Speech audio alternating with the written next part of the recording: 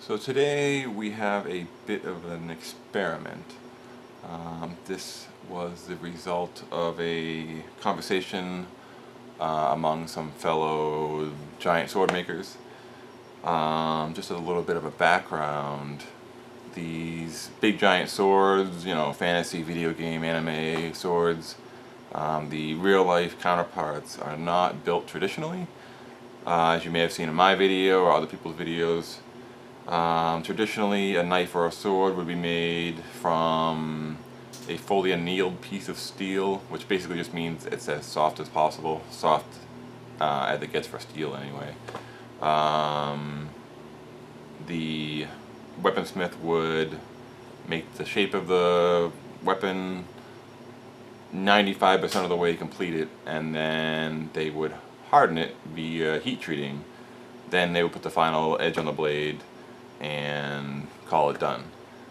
Not really feasible to do on a 6-7+ foot sword that weighs 50 pounds, 100 pounds, who knows. You would need a gigantic forge, a gigantic power hammer, a huge heat treating oven, everything. If those things even exist, they are enormously expensive, enormously large. You would need a shop and the overhead to cover those costs. So, long story short, if you wanted say a buster sword produced in traditional manner, I can't even imagine. It would probably be $5,000 or $10,000. The swords that are made via typical metal fabrication techniques like I make are under $2,000 for say a simple buster sword for comparison. So and how we achieve that is we use pre-hardened plate.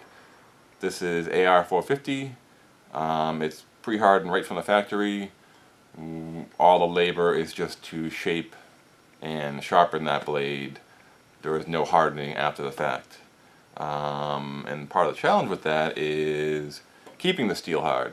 If you heat it up too much, it will ruin the temper, and you've lost the whole point of using pre-hardened steel, and you really don't have any method of re-hardening it. Again, not really feasible. So it's very important to keep that hardness and not lose it. Anything over about probably 500-ish degrees will definitely start to weaken the steel. That's about when the steel starts turning blue. Usually a good indication. So when you're sanding and grinding, you kind of have to watch. If it starts turning yellow, gold, straw, you got to back off before it starts turning blue, or you're going to be losing some of that strength. So the experiment today is real simple. I'm going to test the hardness of 3 different common methods of cutting. This is my AR450.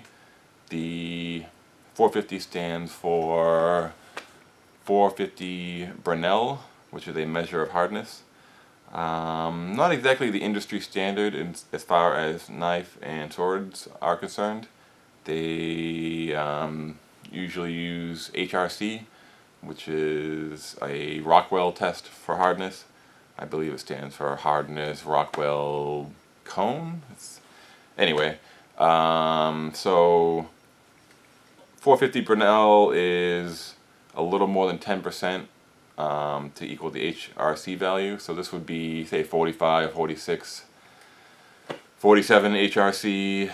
Of course, this isn't exactly 450 Brenel. They give you a 5% range or so it's actually 425 to 475. It's all sort of vagary. So what I bought here is some hardness testing files. An actual hardness testing machine is very expensive. 5 figures, 4 or 5 figures at least. This is a $100 set basically, and this has files in 5 HRC increments from 65 to 40. So first thing I'm going to do is do a little bit of a control test and see how hard the steel is approximately. and then I'm going to see how it compares. This is plasma cut, this is oxy-acetylene, this is angle grinder, just simple cutoff disc with several passes to keep the heat out. And you can actually see the blueness, the heat marks. The plasma cutter does not heat up the steel too much. The oxy-acetylene significantly. And if I look at the camera, it's actually worse up here. I started the cut down here and the heat sort of built. And I kind of stumbled at this last step, which built the heat even more. So I'll, you know, just for testing purposes, I guess I'll use the bottom part, but it's all very blue. I doubt it really makes a whole lot of difference. So now let's test the hardness of the steel. I've got my, this is the 65. So the 65 is the hardest. It should easily bite into the steel. Let's just test this here. Yeah. I can feel it in the file, and it's leaving deep marks. Obviously much harder than the actual the steel here. So let's step down to 50.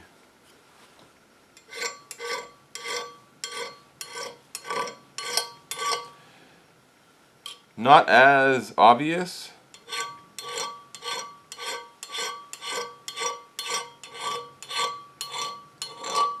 It is biting in. It's removing material, but it definitely was skipping off the steel a little bit more. Let's try the 40 here.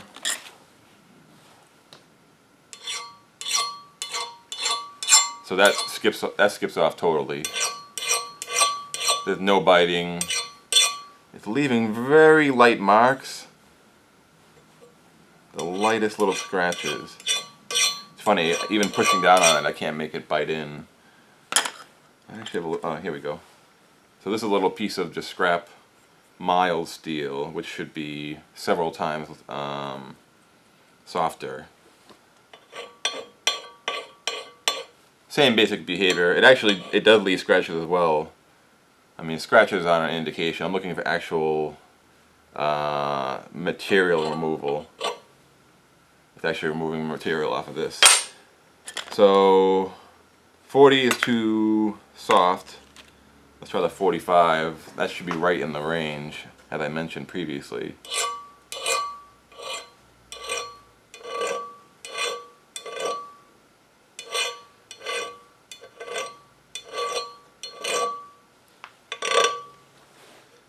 It's very close.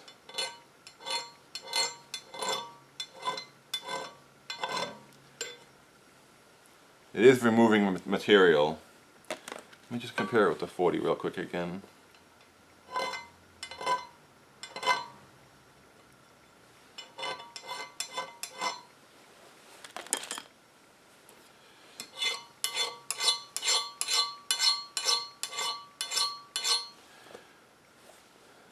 It's pretty close. It's actually kind of hard to judge. This is not as easy as I expected. I'm doing the 50 now. Yeah, the 50 definitely has some real bite. The 45 is just barely digging in the slightest bit. So I would actually say my original calculation that this is probably 45 HRC or slightly more is probably about right. This 45 file is right on the border of skipping off and biting in. So I guess for a proper test here, the 40 just skips off completely. Let's see if it skips off the plasma cut side.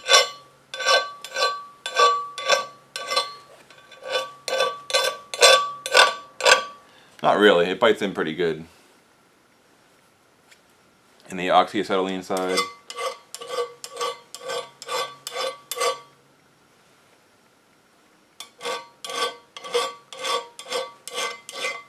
it actually doesn't feel as soft as I expected. Let me try the mild here.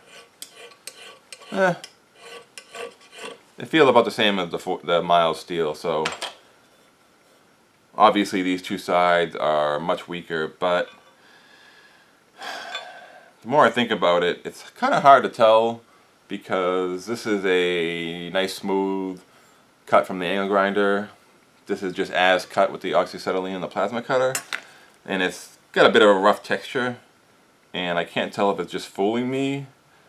What I'm going to do is just sand these flat, because if I was making a sword out of this, I obviously would just be leaving this rough edge.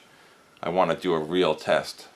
I'll grind them just enough to make them smooth, like I would a sword, and then we'll retest. Alright, so I've got a nice flat spot over here and over here. Let's try the 40 again.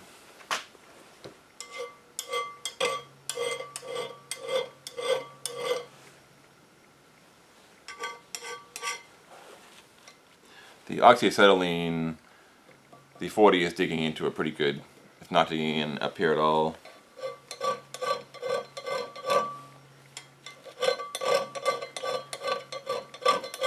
It's digging in quite a bit on the plasma side as well here.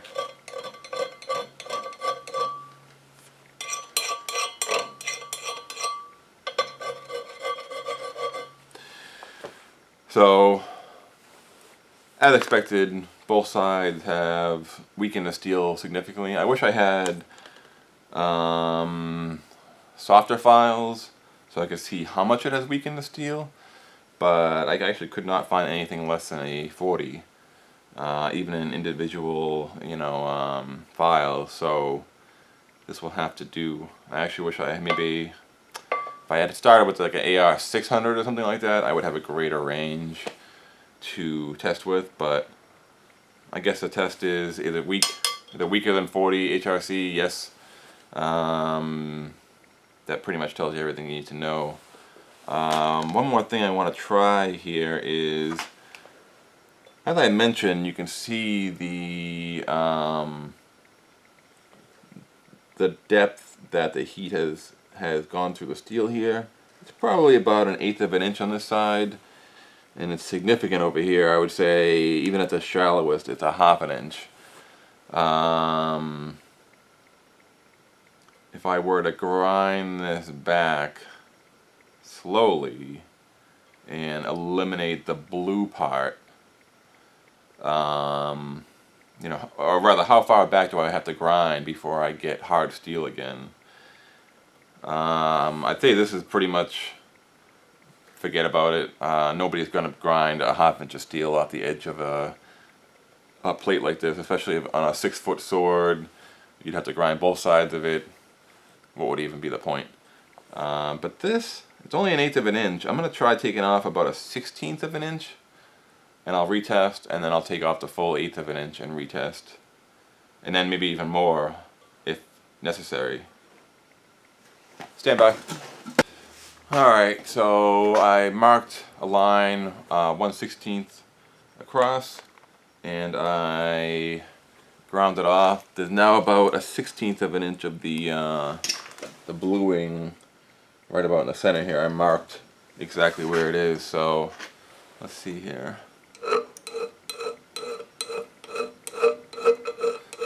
That is noticeably better.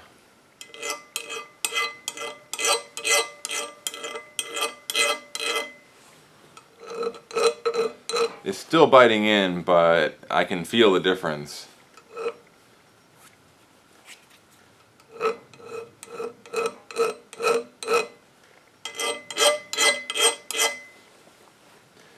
Let's try the full 1/8 inch here, and we'll see how we do.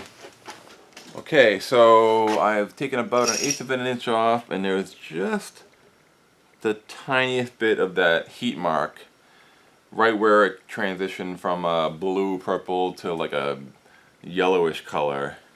I tried to get it right on the border there. I don't know if you can really see it on the camera. It's just the edge of it is left. Let's see what we got here.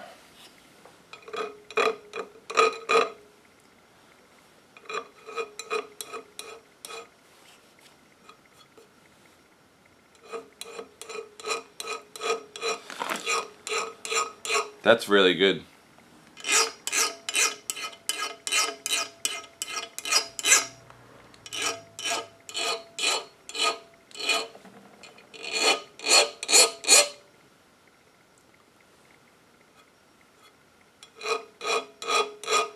It's leaving marks, but I really can't feel it biting in.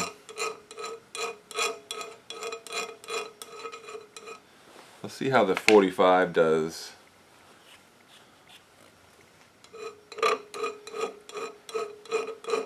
.45 definitely bites in,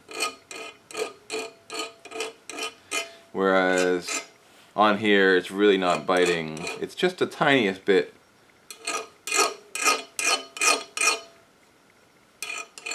It all kind of depends on how much you push in, but if I really force it, I bet I could make just a mild steel bite into it just by, really hitting it as hard as I can. It's kind of it's really a tough comparison. 45 definitely bites in, but obviously we've gotten rid of, most of the totally annealed steel, and we're coming back to the hardened steel at this point. Just a little bit. There's probably 5 HRC difference between these two sides. Let me grind those marks completely off, and then we'll give it one final test. Okay, so I've taken the heat marks completely out. I have nothing but bare steel here. I even re-sanded this part with the same exact grit sandpaper, just to make sure I have the exact same, roughness of the surface. So let's try the 40 here.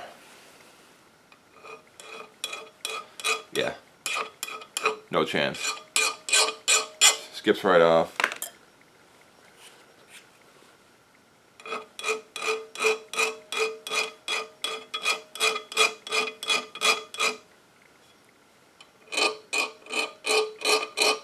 Exactly the same, I would say. It's slightly removing material from the edge, the very corner where the file is hitting. Same thing over here. It feels the same. And it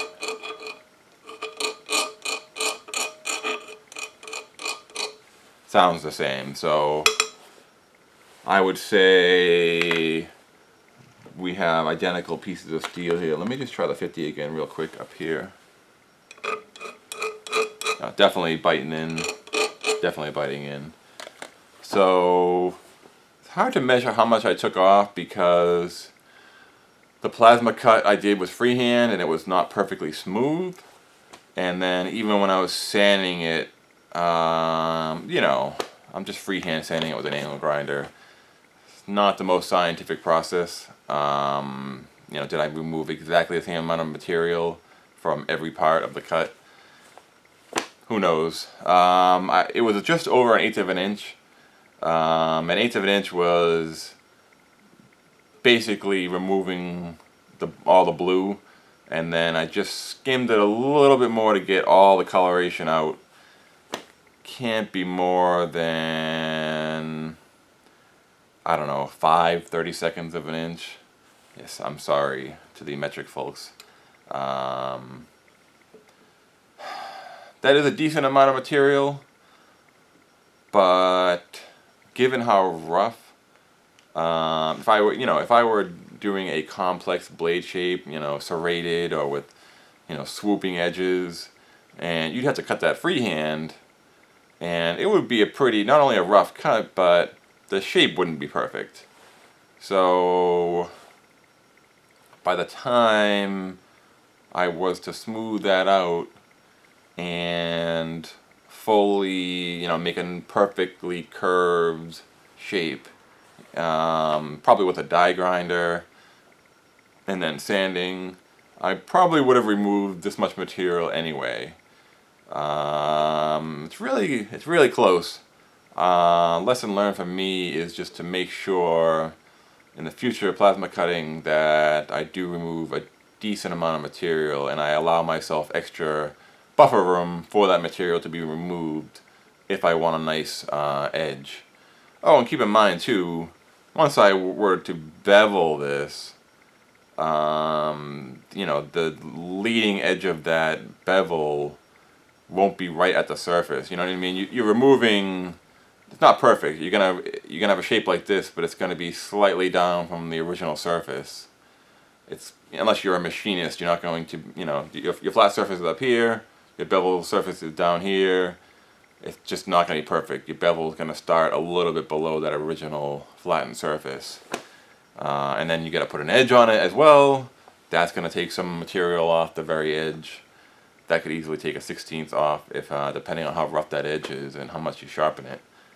So easily, I would say plasma cutting, assuming you're not lingering too long and you're making a nice cut, and your kerf isn't too wide or anything, I think it's perfectly fine.